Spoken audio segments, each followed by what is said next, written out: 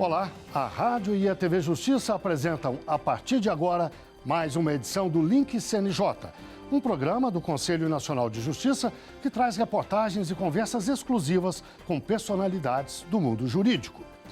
E hoje vamos falar de uma das mais importantes políticas judiciárias estabelecidas pelo CNJ, a promoção dos direitos humanos. Vamos conhecer melhor as diretrizes e orientações que o Conselho dá ao Judiciário como um todo para lidar com os direitos fundamentais no Brasil. Ao longo de anos, o CNJ tomou uma série de iniciativas para a promoção dos direitos humanos. Por exemplo, a adesão à Agenda 2030, a Agenda de Direitos Humanos da ONU, a criação do Observatório dos Direitos Humanos do Poder Judiciário, com ampla participação da sociedade civil, o Comitê Nacional de Enfrentamento à Exploração do Trabalho Escravo e ao Tráfico de Pessoas, também com a participação do poder público e da sociedade, o Pacto Nacional pela Equidade Racial, projetos a serem adotados em todos os segmentos da justiça com medidas para a eliminação do racismo estrutural. O programa Fazendo Justiça, uma parceria entre o CNJ e o Programa das Nações Unidas para o Desenvolvimento, para enfrentar os desafios do sistema carcerário, como a superpopulação. Em um primeiro momento, o combate a esse problema foi feito por meio de mutirões carcerários. A iniciativa impediu o crescimento ainda maior dessa população, mas se mostrou insuficiente. Como explica Jonatas Andrade, juiz auxiliar da presidência do CNJ. Logo se percebeu que essa atuação precisava ser ampliada, eis que o desencarceramento pelo desencarceramento não promove a inserção social e a inserção laboral, especialmente dessas pessoas presas e egressas. Significa dizer, você desencarcerava, batia lá fora e voltava, ou seja, a reincidência era muito elevada. Portanto, se demonstrou a necessidade de uma abordagem cada vez mais completa do ciclo penal. Uma das medidas dessa abordagem foi a criação dos escritórios sociais, equipamentos públicos que acolhem e encaminham pessoas egressas do sistema carcerário. O CNJ ainda criou a UMF, Unidade de Monitoramento e Fiscalização de Decisões da Corte Interamericana de Direitos Humanos. A UMF, como o próprio nome diz, monitora e fiscaliza o cumprimento dessas decisões da Corte Interamericana em solo brasileiro.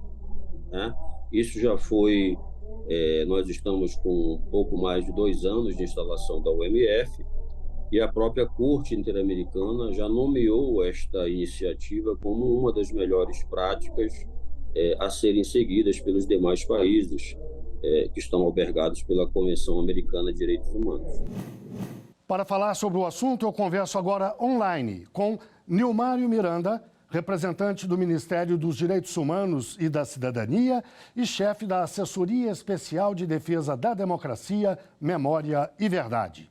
Converso também com Silvia Souza, presidenta da Comissão Nacional de Direitos Humanos da OAB, a Ordem dos Advogados do Brasil, e ainda com Amarilis Costa, advogada, diretora executiva da Rede Liberdade.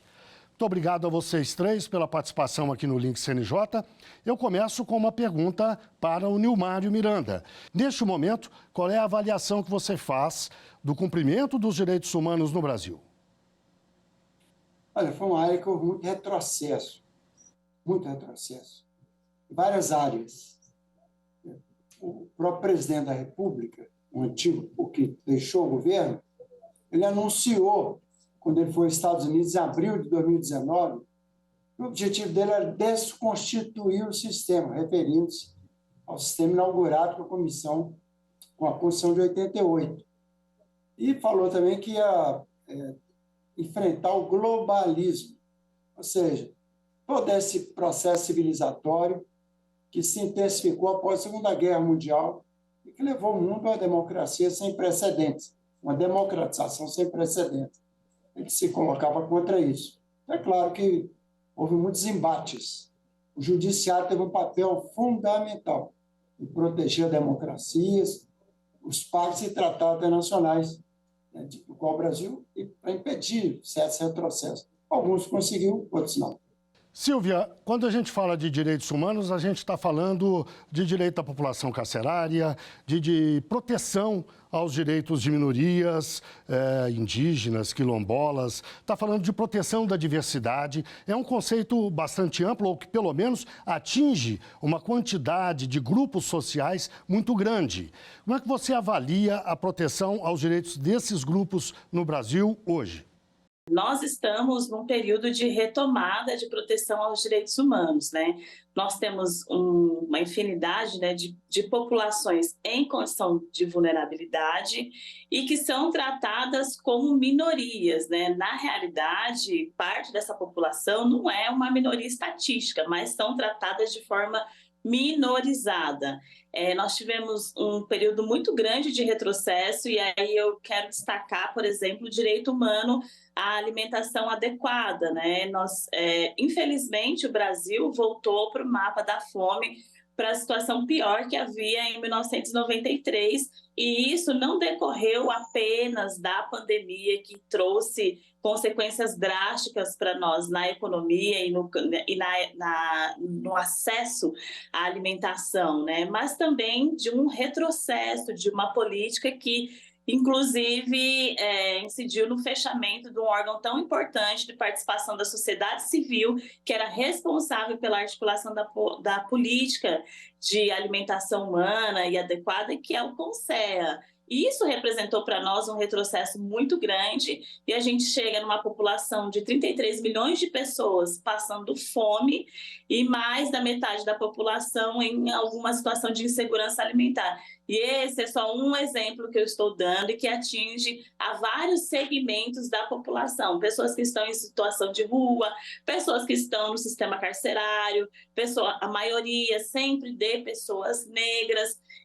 Isso para nós é o retrato de um retrocesso e que a gente está retomando agora as políticas, né, de promoção aos direitos humanos dos povos indígenas. Vamos lembrar também da situação que atingiu de maneira drástica os Yanomami, né, chegando num quadro de desnutrição agudizada. Enfim, são inúmeros retrocessos que nós tivemos, mas que nós estamos agora no momento de retomada e da promoção desses direitos, e tanto o Poder Judiciário tem um papel fundamental, como tem cumprido, como a sociedade também, o Executivo, enfim.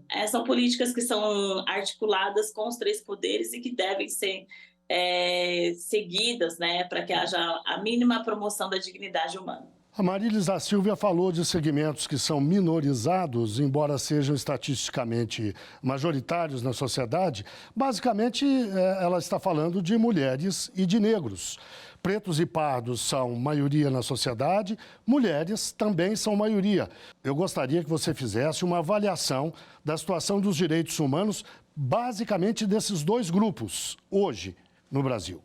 Nós sabemos que existe uma pirâmide social que estrutura as dinâmicas civilizatórias da sociedade como um todo. E nessa pirâmide nós temos na base as mulheres negras, seguidas dos homens negros, posteriormente mulheres brancas, e no topo da pirâmide, ou seja, fazendo ali o uso da magnitude dos direitos sociais ou dos maiores acessos ao pacto civilizatório, nós temos os homens brancos. Significa dizer, portanto, que o enfrentamento das questões de raça e gênero em relação aos direitos humanos é um tema urgente, e somente olhando para as populações de mulheres e pessoas negras nós vamos equalizar as demais demandas sociais. É importante dizer que as questões de gênero no nosso país fazem com que o Brasil, por exemplo, esteja entre os 5 países onde mais ocorrem feminicídios, onde mais morrem mulheres no mundo. É importante dizer que as questões de gênero também permeiam o direito do trabalho, as questões previdenciárias. É importante dizer, portanto, que os direitos humanos vão falar sobre os pactos civilizatórios como um todo. Sem racismo e sem machismo, a sociedade avança em relação à construção de um arquétipo de reconhecimento da humanidade de todos os indivíduos. Falar de direitos humanos é justamente falar sobre o reconhecimento da humanidade das pessoas e o enfrentamento das questões relacionadas à violência de gênero e à violência violência racial é um enfrentamento de humanização desses corpos. Nilmário, qual é a estratégia do governo para o enfrentamento das questões ligadas aos direitos humanos? No caso específico da minha assessoria, que é de Defesa da Democracia, Memória e Verdade, acho que o ministro Silva acertou em cheio. Nós aqui estamos recompondo quase uma terra arrasada. A Comissão da Anistia iniciava aquelas pessoas que, durante o regime militar, aqueles 21 anos, foram perseguidos no trabalho, foram perseguidos pela cor da pele, foram perseguidos pela sua posição político-ideológica, que não deveria haver. As duas amigas aí, Silvia e a Marília, falaram: direitos humanos é respeitar o outro, sobretudo os diferentes. Esse que é o grande desafio. E a diferença para nós, que é irrelevante, a cor da pele, o gênero, a orientação sexual, a origem nacional, regional. Para nós, não pode haver essa diferença. Todos são iguais perante a lei. Né? Isso tem que ser universalizado. Então, no meu caso, é reorganizar a anistia do nada.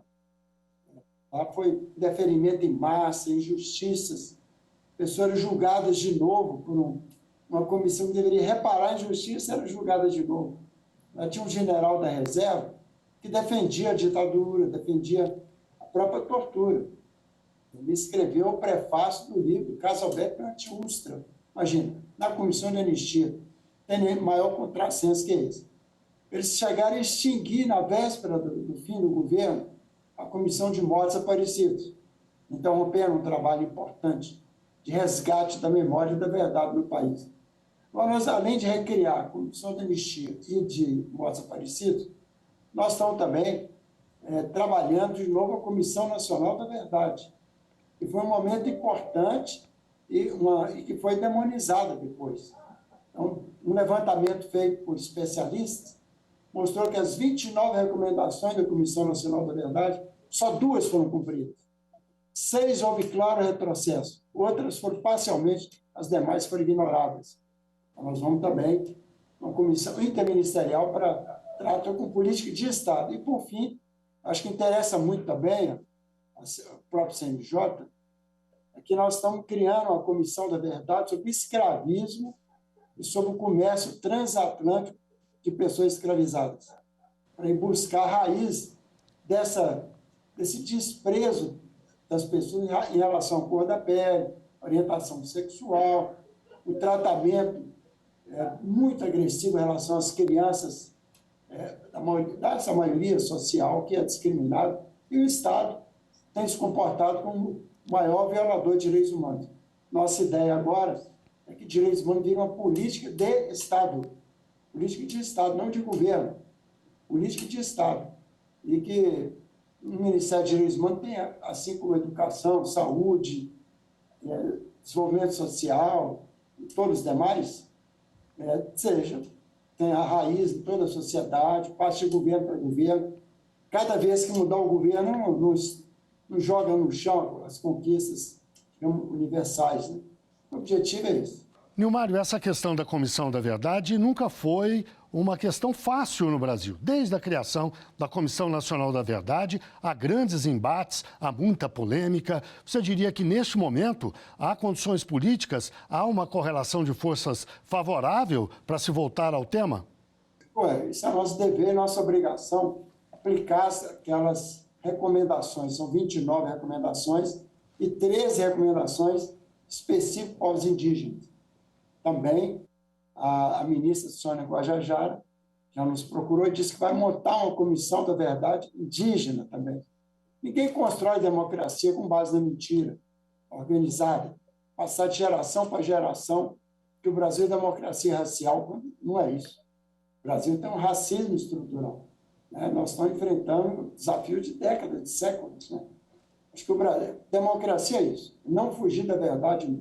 Silvia, há alguns instantes você disse que a promoção dos direitos humanos depende de uma boa articulação entre o judiciário, o executivo, o legislativo. Que papel você acredita que está reservado ao judiciário nesse campo? Mas eu vou pedir que você responda logo depois do intervalo. O Link CNJ, portanto, faz uma breve pausa e volta já já.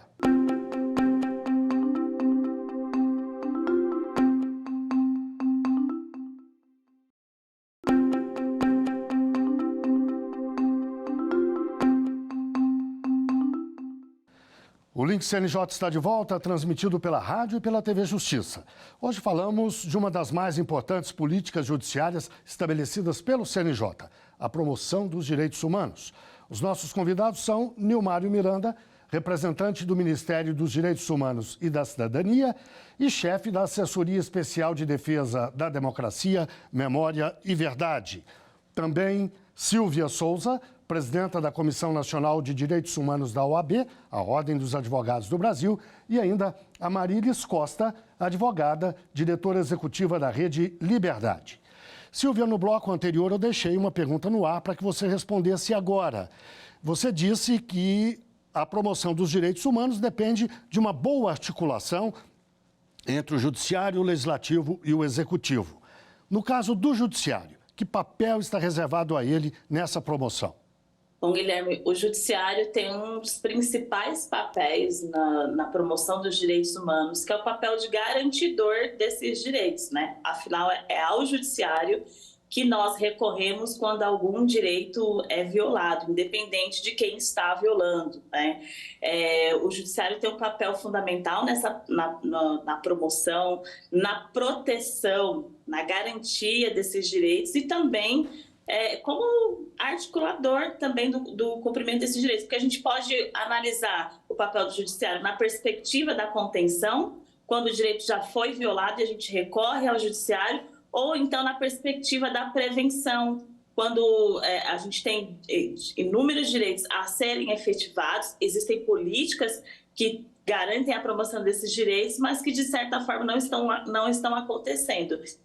O Observatório de Direitos Humanos, por exemplo, que existe no âmbito do CNJ, é um excelente exemplo que nós temos de articulação também. Nós tivemos recentemente no âmbito do CNJ um seminário sobre a promoção da dignidade da pessoa humana, tratando especificamente sobre o reconhecimento facial. O CNJ editou uma resolução sobre isso, depois de um estudo feito, e o reconhecimento facial impacta diretamente no encarceramento em massa. Não são incomuns os casos em que uma pessoa é reconhecida pela textura do cabelo, ou somente pela cor da pele. A gente tem um caso, inclusive, no STF sobre perfilamento racial, que também trata dessa matéria. Então, o Judiciário tem um papel fundamental nisso, e acho que o CNJ tem um papel educador, inclusive, para o seu corpo de magistrados, né? Uma sensibilização sobre os direitos humanos, numa educação antirracista,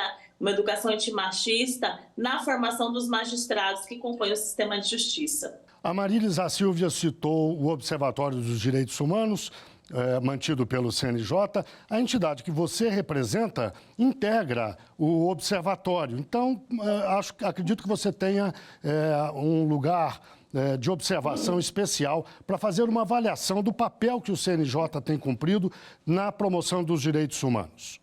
O CNJ tem feito um trabalho bastante importante e representativo, não só no sentido correcional, mas no sentido formativo também, com relação a magistradas e magistrados. No Observatório, existe um ambiente muito propício ao debate qualitativo das questões mais candentes relacionadas aos direitos humanos, principalmente porque o Observatório é um espaço de escuta das demandas da sociedade civil. Então, o Observatório de Direitos Humanos do CNJ, que é composto por uma série de entidades, tem, através de elaborações temáticas, feito trabalhos de relatoria de assuntos importantes, como, por exemplo, comunidades tradicionais e quilombolas, as questões relacionadas aos povos indígenas, assuntos também direcionados à pauta de gênero e raça, e através desses encontros, através dessas análises qualitativas,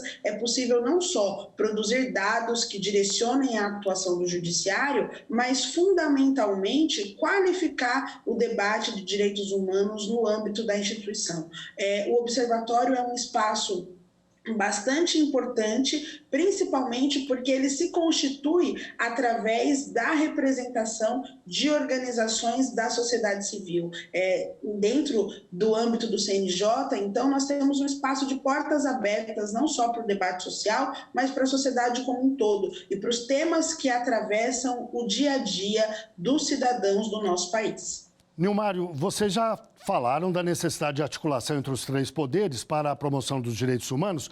Como é que se faz essa articulação? Você está numa posição chave para trabalhar por isso. Como é que se faz? Então, na verdade, é uma articulação entre os três poderes, mas também respeitando a soberania popular. Quando a gente fala país soberano, o povo tem que ser soberano também. Nós temos que incorporar essa noção claramente. Tenho certeza que as duas concordam com isso.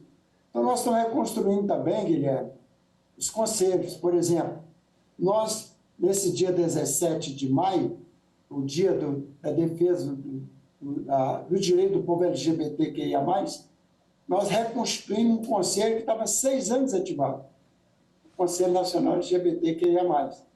Nós estamos rearticulando os conselhos, ou tornar da importância ao Conselho do Direito da Criança, da pessoa com deficiência, dos direitos dos quilombolas, que foi citado aí tanto pelo Silvio como pela Marilis, do povo negro em geral. O nosso ministro tem uma obra seminal que chama Racismo Estrutural, para desmentir essa ideia de uma democracia racial no Brasil, de uma harmonia entre raças. Não é verdade. Isso é uma falsidade que nós temos que trazer isso para o ensino fundamental, ensino médio, tem que entrar lá também, porque senão você vai passar de geração para geração falsas ideias. Por exemplo, a democracia racial, que é inexistente no nosso país, a maior parte da sua história. Um país com mais de 3 séculos de escravismo, um país que excluiu até meados do século XX, excluía a maior população do país, os negros, do ensino público e gratuito. Só começou na década de 40 do século passado, imagina. 80 anos depois, quase 80 anos depois da abolição do escravismo. Até hoje são populações também excluídas de direitos sagrados, a moradia, são tratados de forma diferente no trabalho, são as principais vítimas das condições análogas ao trabalho escravo. Isso aí tem que ser incorporado também claramente, para a gente também não trabalhar só com, digamos, direitos formais. Bem, chegamos ao fim da nossa entrevista. Eu agradeço muito a participação de Nilmário Miranda, representante do Ministério dos Direitos Humanos e da Cidadania e chefe da Assessoria Especial de Defesa da Democracia, Memória e Verdade. Agradeço também a Silvia Souza, presidenta da Comissão Nacional de Direitos Humanos da OAB, a Ordem dos Advogados do Brasil, claro, e ainda de Amarilis Costa, advogada, diretora executiva da Rede Liberdade. Agora o Link CNJ dá notícias da Justiça. Vamos fazer um giro pelos estados e pelos tribunais do país. O Corregedor Nacional de Justiça, ministro Luiz Felipe Salomão, determinou uma correição extraordinária nos gabinetes da 8ª Turma do Tribunal Regional Federal da 4ª Região, que atende inclusive o Paraná, e também na 13ª Vara Federal de Curitiba.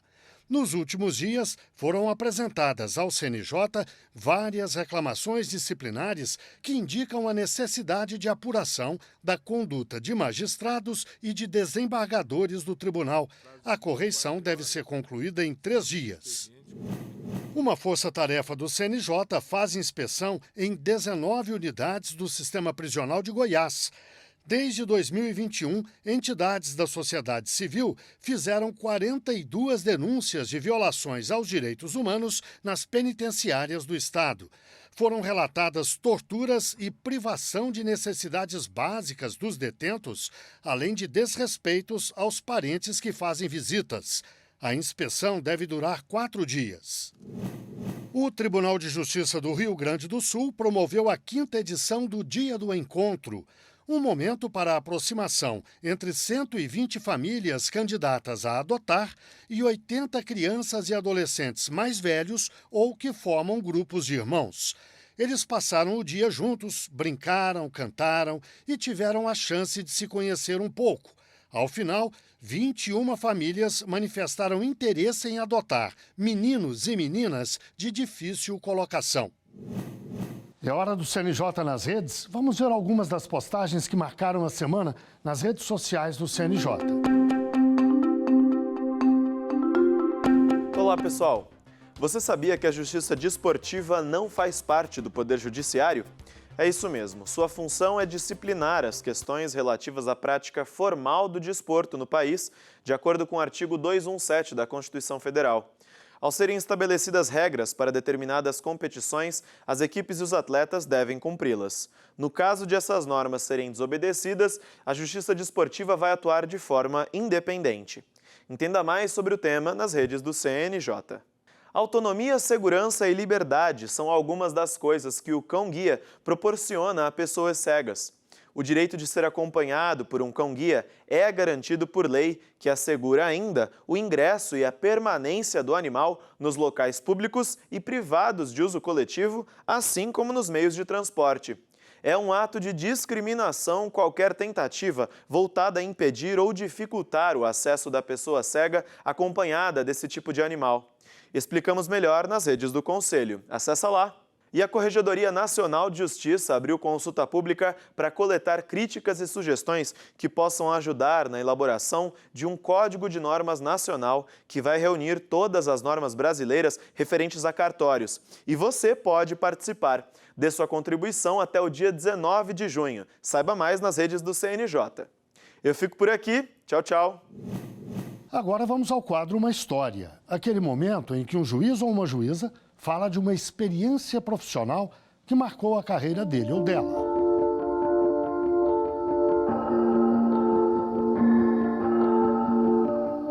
Meu nome é Agenor de Andrade, eu sou juiz de Direito do Tribunal de Justiça do Estado do Pará.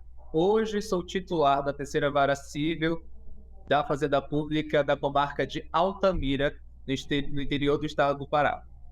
Bem, a minha história relacionada à efetivação dos direitos humanos começa quando eu ainda era titular da comarca de Itaituba, uma comarca bastante distante do centro de Belém, em que esta comarca ela possuía uma complexidade imensa, já que é um dos maiores municípios do estado do Pará e algumas localidades para se chegar até algum determinado distrito demorava cerca de 2 dias, 3 dias, já que está na fronteira com o Amazonas e com o Mato Grosso. Lá eu era titular da vara criminal e execução penal da comarca de Itaituba. E as pessoas costumavam dizer que era a última comarca a se chegar, que era uma comarca muito distante, em que especificamente o centro de recuperação, a qual era o juiz corregedor da execução penal, não se chegava os benefícios, não se chegavam os direitos, dificilmente se chegava programas assistenciais ou programa de humanização do cárcere. Dentro da pandemia, tomei conhecimento de um programa chamado Prison Smart, que é um programa que leva a prática do yoga e da meditação aos internos, aos custodiados. Então, a partir disso, como uma forma de articulação, e eu sendo juiz da execução penal, em cumprimento até a lei de execução penal, qual estabelece a humanização, a dignidade do preso, fizemos um termo de cooperação em que foi autorizado pela presidência do Tribunal de Justiça do Estado do Pará, e a ONG chamada Arte de Viver começou a fazer encontros online em que os presos passavam por um programa chamado Sudarshan Kriya, e aí eles começavam a praticar o yoga e a meditação de forma diária. Então era um programa de acompanhamento que realizava uma educação emocional, realizava uma humanização, e muitos deles, ao longo do período em que estabelecia 4 dias de curso e 40 dias de acompanhamento, eles deram depoimentos dizendo que, a partir deste momento, eu comecei a ser visto. Nunca alguém nos viu como seres humanos, como o programa está sendo, porque eu tive conhecimento com minha essência. E hoje eu tenho ciência que a gente pode estar preso hoje, mas a nossa mente pode estar livre. Então esse foi um programa que, depois do exemplo dentro do presídio de Itaituba, se expandiu para outros presídios aqui no estado do Pará. e tem levado esse autoconhecimento, tem levado essa reflexão para todos os atos que eles cometeram como uma forma de reduzir a reincidência, como uma forma de se humanizar, como uma forma de melhor convívio até dentro do cárcere. E essa humanização, levar o Poder Judiciário para dentro do cárcere como uma forma de educação emocional, é algo extremamente impactante, porque a gente vê que o Poder Judiciário próximo da população pode salvar vidas, pode evitar reincidência e realmente garantir os direitos e garantias fundamentais da Constituição. Bem, chegamos ao fim de mais um Link CNJ. Muito obrigado a você que esteve com a gente até agora, na rádio e na TV Justiça. E até o próximo programa.